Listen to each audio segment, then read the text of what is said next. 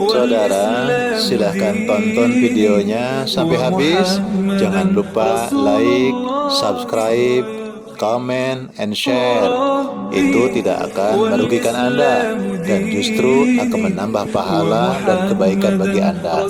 Semangat berbagi. Assalamualaikum warahmatullahi wabarakatuh. Bismillahirrahmanirrahim. Alhamdulillahi rabbil alamin. Wassalatu wassalamu ala asyrafil anbiya wal mursalin Sayyidina wa maulana Muhammadin wa ala alihi wa ashabihi ajma'in, amma ba'du. Qala Allah Ta'ala fi kitabihil azim, a'udzu billahi minasyaitonir rajim. Wa ma khalaqatul jinna wal insa illa liya'budun. Shadaqallahul azim. Hadirin jamaah salat Zuhur Masjid Baharudin Betepal yang dimuliakan Allah, bapak-bapak, ibu-ibu sekalian, mudah-mudahan kita semua senantiasa mendapatkan barokah, mendapatkan ridha, dan semoga amal ibadah kita diterima di sisi Allah Subhanahu wa taala. Jamaah yang dimuliakan Allah, tazkiyatun nafs, yaitu bagaimana cara membersihkan jiwa, membersihkan diri kita sebagai hamba Allah, sebagai orang yang beriman, di dalam rangka memotivasi diri kita sehingga kita bisa meningkatkan kualitas amal ibadah kita dan menjadikan setiap amal kita diterima oleh Allah Subhanahu wa taala. Di dalam surat Al-Dzariyat ayat 56, Allah Subhanahu wa taala berfirman, A'udzu billahi minasyaitonir rajim. Wa ma khalaqatul jinna wal insa illa liya'budun. Al-ayat. Wa ma khalaqatul jinna wal insa. Tidaklah aku menciptakan jin dan manusia illa liya'budun, kecuali agar jin dan manusia itu beribadah kepada Allah. Wa ma khalaqtul jinna wal insa. Yang Allah pertama kali ciptakan adalah bangsa jin, lalu bangsa manusia. Menciptakan jin dan manusia punya tujuan, dan tujuannya tidak lain adalah illa liya'budun, kecuali untuk beribadah kepada Allah. Abid itu seorang pelayan, orang yang melayani si tuan. Orang-orang kaya yang memiliki hamba sahaya, maka hamba sahaya itu disebut abid, abdun. Jadi orang yang kerjanya bagaimana selama hidupnya memberikan pelayanan kepada si tuan. Nah, kita ini manusia sebagai hamba Allah, abidnya Allah Subhanahu wa taala. Sehingga kita memiliki tujuan, diperintahkan oleh Allah. Tujuan kita tidak lain adalah untuk beribadah kepada Allah, untuk menyembah kepada Allah, untuk memberikan pelayanan terbaik kepada Allah Subhanahu wa taala. Ayat ini memberikan penegasan. Pertama, ketahuilah bahwa kita hidup ada yang menciptakan. Siapa yang menciptakan? Allah Subhanahu wa taala. Ketahuilah kedudukan kita adalah sebagai seorang hamba, dan kedudukan dia sebagai Allah yang menciptakan kita. Jadi ketika kita beribadah, maka ada dua. Pertama, ada Tuhan, ada Allah, ada Khalik. Yang kedua, ada kita manusia, ada hamba, adalah kita. Maka ketika kita sholat, yakinkan bahwa Tuhan kita adalah Allah. Kita adalah hambanya yang sedang mengabdi, memberikan pelayanan kepada Allah Subhanahu wa ta'ala. Jadi ada Tuhan, Tuhan kita adalah Allah, dan kita adalah sebagai abid, sebagai budaknya Allah, sebagai pelayannya Allah, sebagai hambanya Allah, yang tujuannya adalah kita mentaati apa yang diperintahkan Allah Subhanahu wa ta'ala. Maka orang-orang yang sholat adalah orang-orang yang sedang menegaskan kembali siapa posisi kita sebenarnya, siapa diri kita ini sebenarnya. Maka orang yang sholat selalu menegaskan, inna sholati, sesungguhnya sholatku ya Allah, wa nusuki, sesungguhnya ibadahku ya Allah. Nusuk itu diartikan ibadah. Nusuk itu artinya adalah pengorbanan, kurban, infak, sedekah, itu kurban.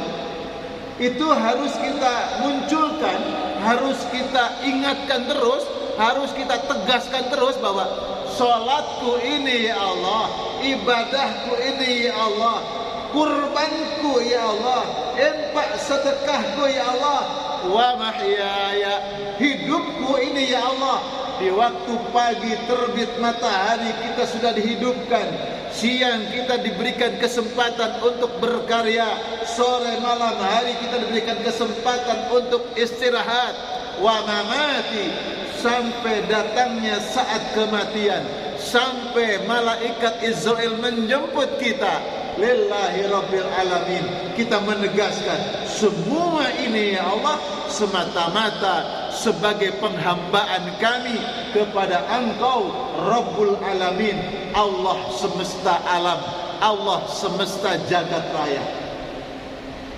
Jemaah yang dimuliakan Allah Subhanahu wa taala, ya, kita mempunyai ketegasan bahwa Tuhan kita yang menciptakan adalah Allah, kita adalah hambanya, kita ada budak Allah, kita ada manusia yang punya tugas untuk menyembah kepada Allah. Dan setiap sholat 5 waktu kita memproklamirkan diri untuk menegaskan kembali ada jalan tauhid, ada jalan amal, dan amal itu dilakukan semata-mata memurnikan ketaatannya hanya kepada Allah Subhanahu wa ta'ala.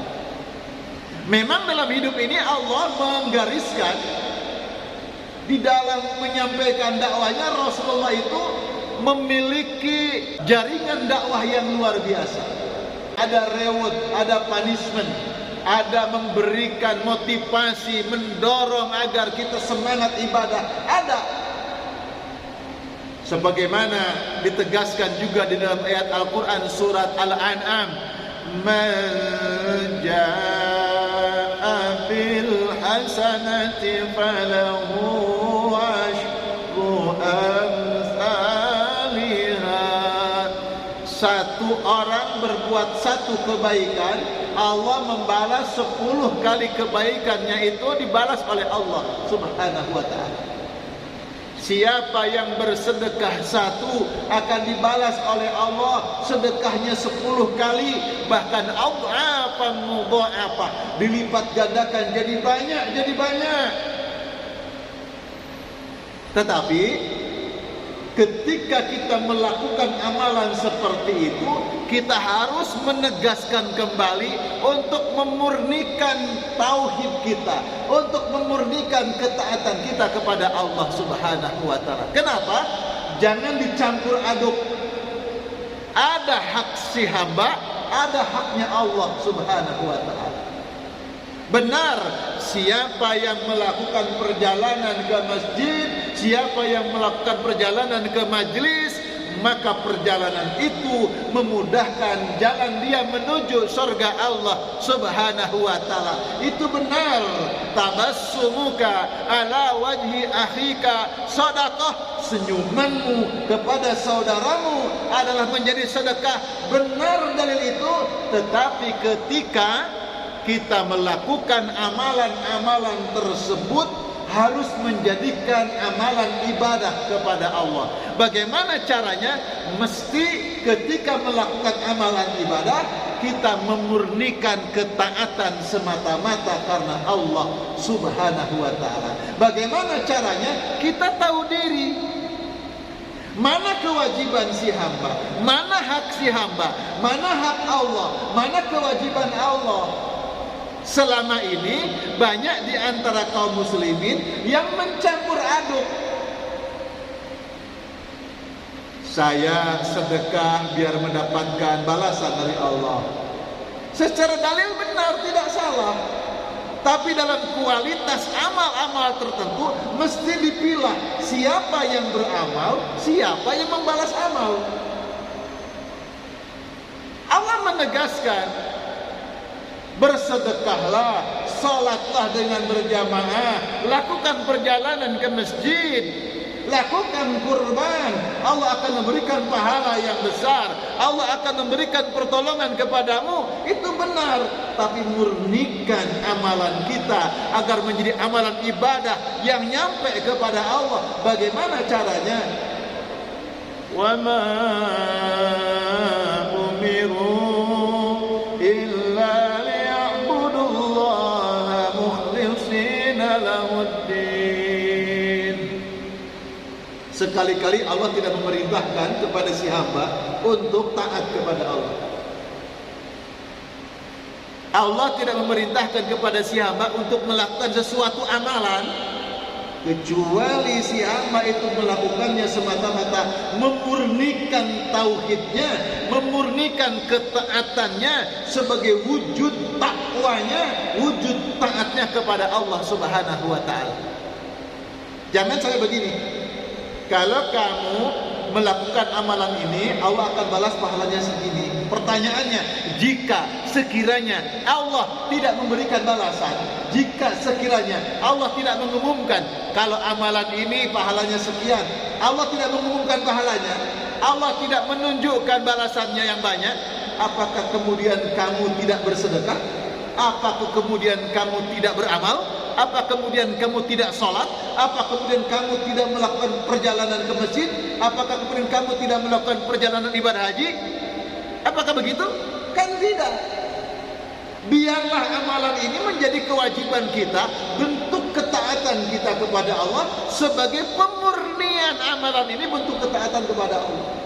Urusan kita, ya sudah salat karena Allah Ta'ala, ya sudah saya infak sedekah karena Allah Subhanahu wa Ta'ala, ya sudah saya tersenyum, saya melakukan hal yang bermanfaat, saya lakukan semata-mata karena Allah Subhanahu wa Ta'ala. Urusan Allah menjadikan dia nilai ibadah, urusan menjadikan pahalanya dilipat gandakan oleh Allah, itu urusan Allah Subhanahu wa Ta'ala.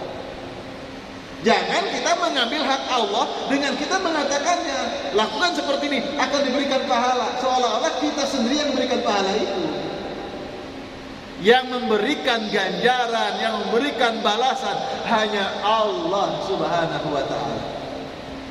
Sebab amalan ibadah itu berat, untuk memurnikan tauhid itu berat, maka kita diberikan oleh Rasulullah cara. Bagaimana caranya? Agar kita selalu minta tolong kepada Allah Subhanahu wa ta'ala. Minta tolong apa? Minta tolong agar kita diberikan petunjuk, bisa melakukan ibadah dengan ibadah yang baik. Dalam riwayat dikatakan Rasulullah itu berwasiat kepada sahabat Mu'adz bin Jabal.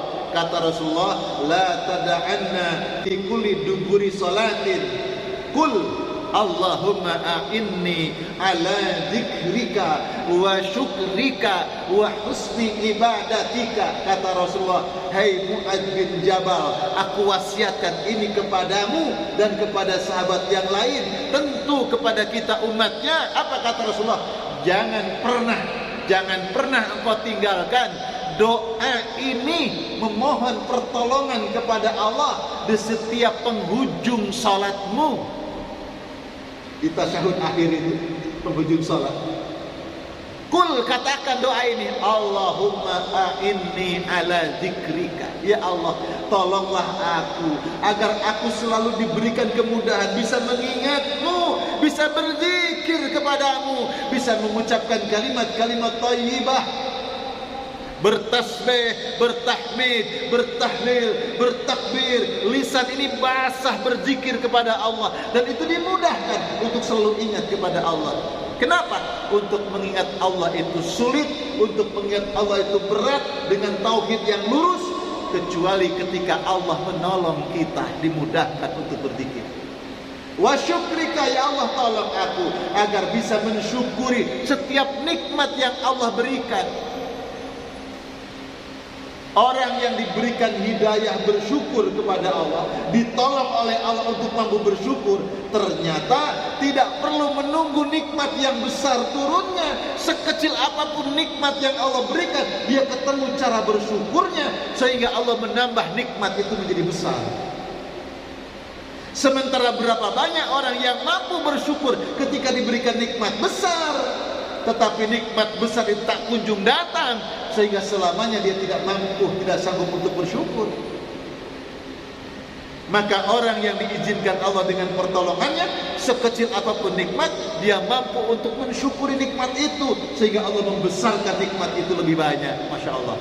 Yang ketiga, Allahumma a'inni ala zikrika wa syukrika wa husni ibadatika. Ya Allah, tolonglah aku agar aku bisa mempersembahkan ibadah, pelayanan, sujud, taat yang baik, yang terbaik kepadamu ya Allah. Masya Allah, bisa sedekah, bisa infak, bisa membantu orang, bisa tersenyum, bisa mengambil sesuatu yang membahayakan di jalanan, bisa menyingkirkan duri, bisa menyingkirkan kerikil, bisa menyingkirkan paku-paku, bisa menutup jalan yang bolong. Ini membahayakan orang.